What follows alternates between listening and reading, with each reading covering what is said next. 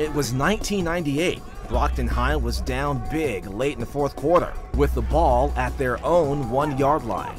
But it wasn't a football game. It was real life. I believe people expect us to fail. A large urban high school, 4,200 kids are here right now, and they come from great poverty, but I want them to fight. Principal Susan Sakowitz, known as Dr. Zach, is Brockton High School's #1 cheerleader and the coach behind the championship academic turnaround.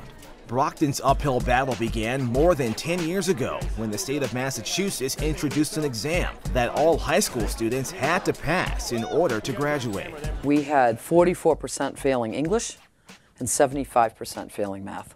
So the school was in trouble. Being down by so many points, Dr. Zach went back into the huddle and came up with a game plan.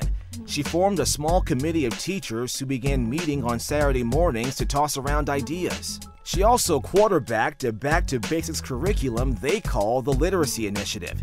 At the core of this new game plan was reading, speaking, reasoning, and most importantly, writing. But not everyone was a fan. Honestly, I hated it.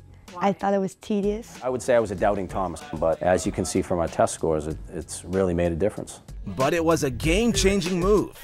In English, a 44% failure rate dropped to 5%. In math, a 77% failure rate dropped to 15%.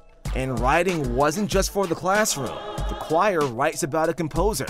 The band writes about music. And even in gym class, pencils go hand in hand with weights. 3 complete sentences. Every day, every class, no exceptions. And the students here see they are winning the game. It prepared me for the SATs.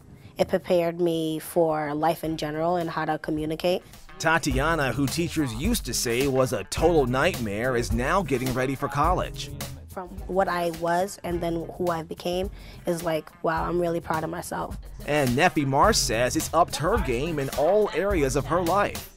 Everything's clearer, actually. There are times from when I'm on the court to when I'm inside making my bed. It's crazy. Literacy objectives get to you. They creep up on you.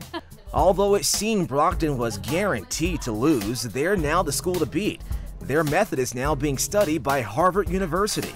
I think that what you see here are kids that think it's cool to be smart. And that's something for this MVP to cheer about.